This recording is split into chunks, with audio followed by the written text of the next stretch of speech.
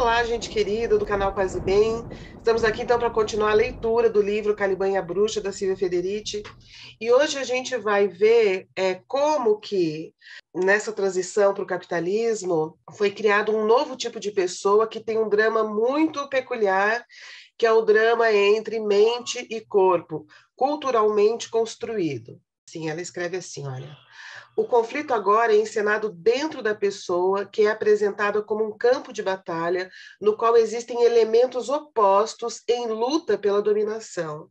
Então, essa relação de dominação entre o capital e o trabalho passa a ser vivida, né, pela pessoa como um drama entre as forças da razão e os baixos instintos, né, e o corpo. De um lado estão as forças da razão, 2 pontos, a parcimônia, a prudência, o senso de responsabilidade, o autocontrole. De outro lado estão os baixos instintos do corpo, a lascívia, o ócio, a dissipação sistemática das energias vitais que cada um possui. Mesmo Lutero, né, quando ele faz a reforma, ele trabalha com essa ideia que tem que tomar cuidado para que a carne não corrompa os poderes da mente. Então, se antes, né, havia uma separação entre o Espírito de Deus e a natureza, externamente, né, agora se cria uma diferença entre a mente e o corpo, e a mente passa a ser concebida como algo que não tem a ver com o corpo, que é independente do corpo. Virou cultura popular, mas não é assim, tá? A mente está totalmente conectada ao corpo. Então, no desenvolvimento dessa sociedade, né, controlada pela burguesia, ou seja, pelo capital, se desenvolve uma luta terrível contra o corpo, né, como se a pessoa tivesse o tempo todo dividida e tendo que controlar o seu próprio corpo, porque ele pode ser muito, muito perigoso, né? Aí ela cita Max Weber, né, aqui neste livro, Caliban e a Bruxa, que diz que a reforma do corpo está no coração da ética burguesa, porque o capitalismo faz da aquisição o objetivo final da vida, em vez de tratá-la como meio para satisfazer as nossas necessidades.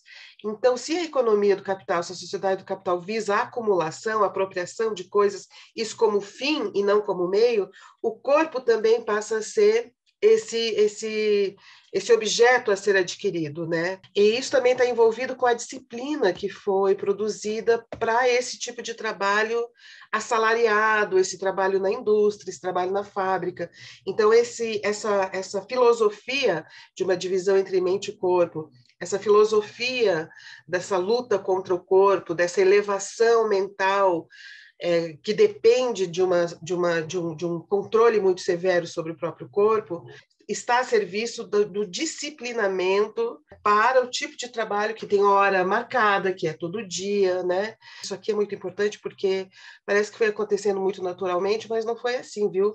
As pessoas acostumadas com outro tipo de ritmo de trabalho, elas reagiram muito a esse disciplinamento do trabalho assalariado, várias horas por dias seguidos, o mesmo tipo de trabalho, essa coisa da repetição, né? Então, assim, teve muita revolta, teve muita resistência, e disciplinar, né, as crianças, os filhos dessas pessoas, disciplinar as gerações para se adaptar ao capitalismo levou séculos. Então, dá para dizer que apenas mesmo, talvez no século XIX, é que as pessoas já estavam mais aptas, dispostas e acostumadas com esse tipo de disciplina que o trabalho assalariado na sociedade capitalista industrial exigiu. Aí ela diz o seguinte: Marx também concebe a alienação do corpo como um traço distintivo da relação entre capitalista e trabalhador. Ao transformar o trabalho em uma mercadoria, ou seja, quando nós vendemos o nosso trabalho, a gente está vendendo o nosso trabalho como mercadoria, né? Então, vamos lá, repetindo. Ao transformar o trabalho em uma mercadoria, o capitalismo faz com que os trabalhadores subordinem sua atividade a uma ordem externa sobre a qual não tem controle e com a qual não podem se identificar. No sentido assim, o trabalhador não consegue se identificar com os objetivos do capital, do dono do capital. Desse modo, o processo de trabalho se converte em um espaço de estranhamento. O trabalhador, abre aspas, apenas sente ele mesmo fora do trabalho. E no trabalho, sente-se fora de si. Está em casa quando não trabalha, e quando trabalha, não está. Por quê? Porque o trabalho foi vendido como mercadoria. O próprio trabalho é de outra pessoa, né? Então, então, de repente, a gente também começa a ver o nosso corpo, aquilo que a gente é capaz de fazer, como um objeto que pode ser vendido. Então, dentro da experiência subjetiva, também há essa produção, essa visão do próprio corpo como um objeto, como uma mercadoria que pode ser vendida e que a gente coloca no mercado para ser vendida, né? Essa é uma coisa diferente, por exemplo, do escravo, né? Que tem o corpo totalmente submetido, que não tem um eu que dispõe essa mercadoria.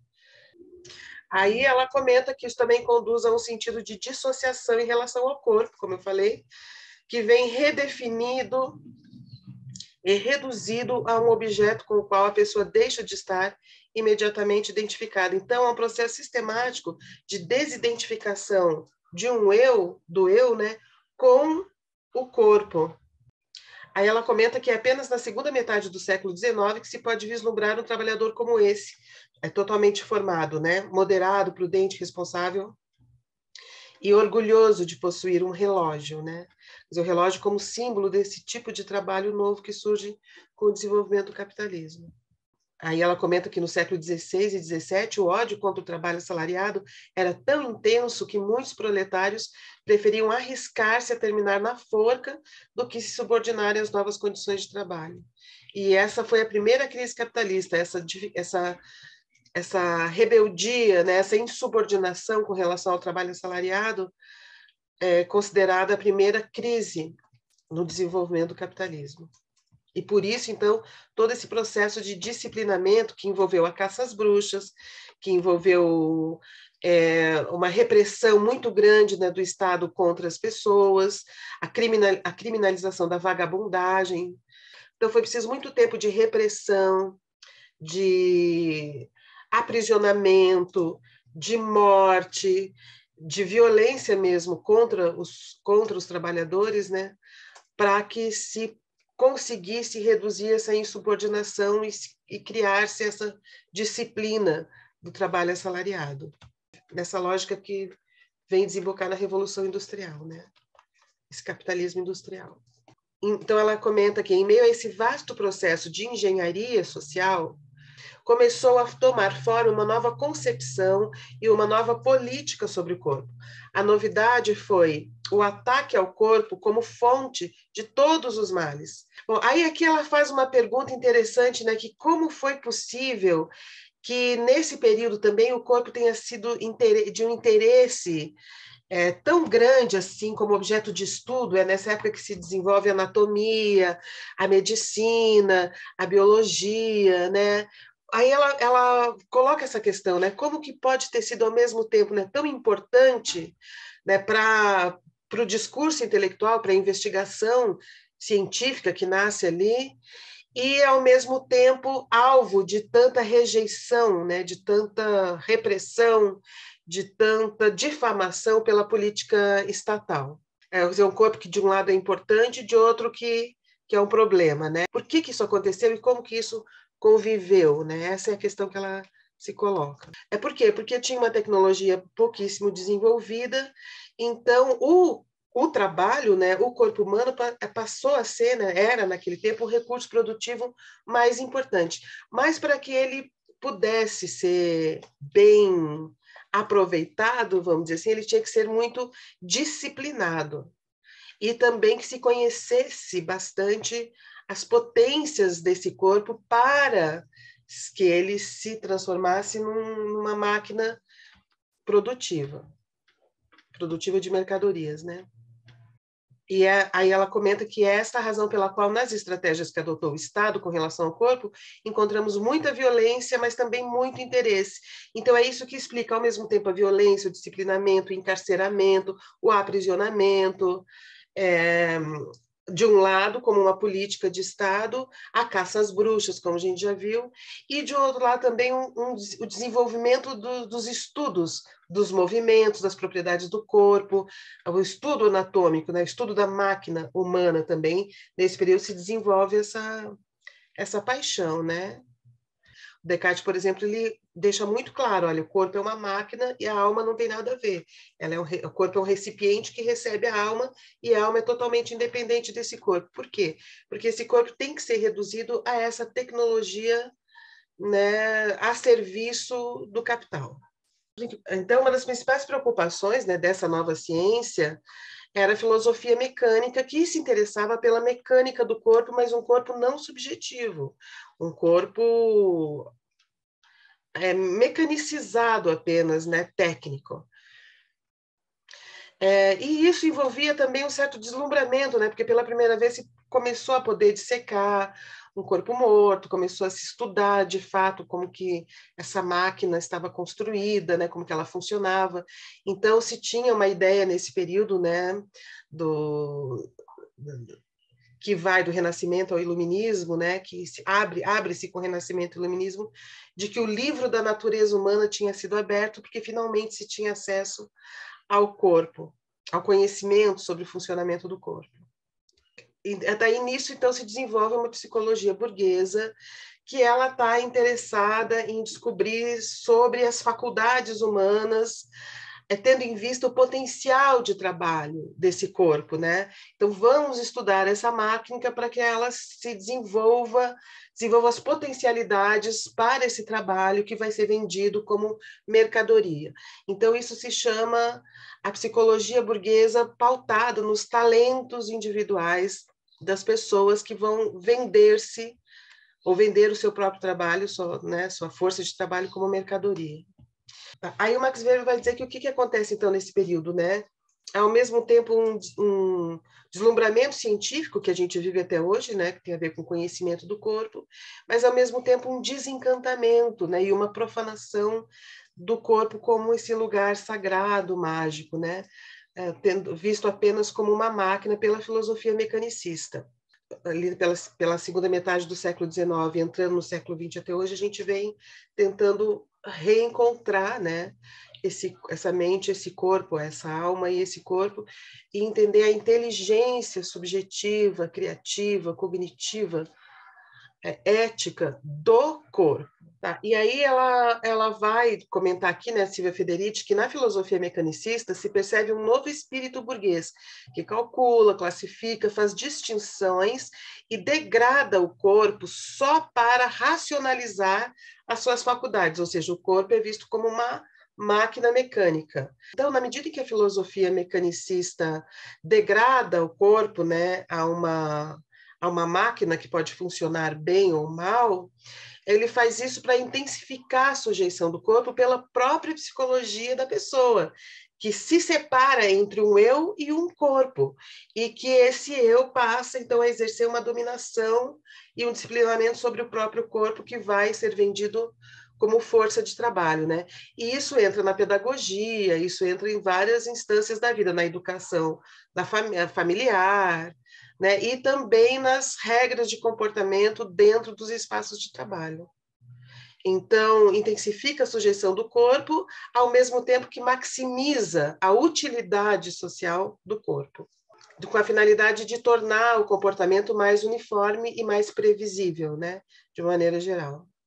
Então, ela escreve assim: o corpo foi reduzido a uma ferramenta, o corpo pode ser aberto à manipulação infinita de seus poderes e possibilidades, fez-se possível investigar os vícios e os limites da imaginação, as virtudes do hábito, os usos do medo, como certas paixões podem ser evitadas ou neutralizadas, e como podem ser utilizadas de forma mais racional, sendo essa racionalidade não corpórea, mas uma espécie de diretora do corpo, né? Um fantasma que dirige esse corpo, uma razão como um fantasma que dirige o corpo. Isso equivale ao controle da classe dominante sobre a natureza, sobre o mundo natural. E aí ela comenta que a natureza, assim, foi reduzida a grande máquina que pode ser conquistada e, segundo as palavras do Bacon, penetrada em todos os seus segredos. Da mesma maneira, o corpo, esvaziado de suas forças ocultas, pode ser capturado em um sistema de sujeição. E é assim, gente, presta atenção que isso aqui é muito importante, né? Que o corpo é divorciado do eu, esse eu é a pessoa. Então, quantas vezes a gente comenta isso, né? A gente lida com o que nós somos como se esse sou é um eu que não tem a ver com as experiências que foram vividas e elaboradas pelo corpo. Hoje, século XXI, já tendo começado no século XX, se tem uma outra ideia sobre o corpo, se compreende o corpo de uma forma diferente. Só que essa divisão entre o eu e o corpo, essa dissociação que a gente faz, uma coisa é o eu, outra coisa é o que o meu corpo faz, está na cultura popular. Está na cultura popular. Então, é difícil, às vezes, para a gente entender como que o corpo pensa, como que o corpo está adaptado ao meio, como que o corpo carrega o pensamento, como que o corpo elabora memória, como que o corpo se dispõe nas relações com as pessoas, né? E o que aconteceu nesse período? O corpo foi desumanizado na medida em que ele se dissociou da pessoa. Quer dizer, o eu passa a ser uma coisa que não tem relação nenhuma com a experiência dos corpos, né? E o eu, então, não se identifica como um corpo, porque esse corpo é só um objeto que vai ser vendido como força de trabalho.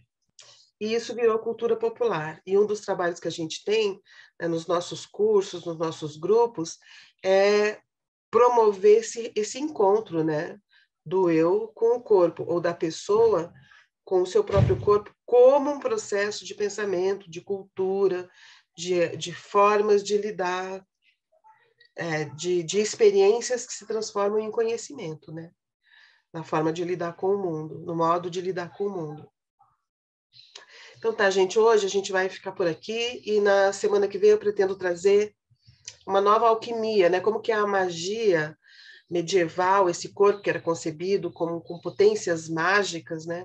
Ele é submetido a um outro tipo de alquimia, tá bem?